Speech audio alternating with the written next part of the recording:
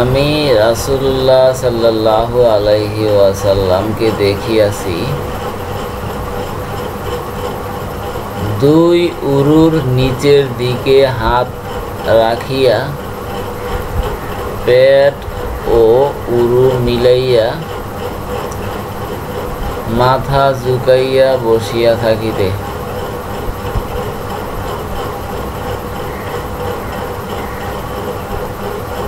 আমি যখন তাহাকে এইরূপ বিনীত বিনম্র অবস্থায় দেখিতে পাইলাম, তখন আমি ভয়ে শিহরিয়া উঠিলাম।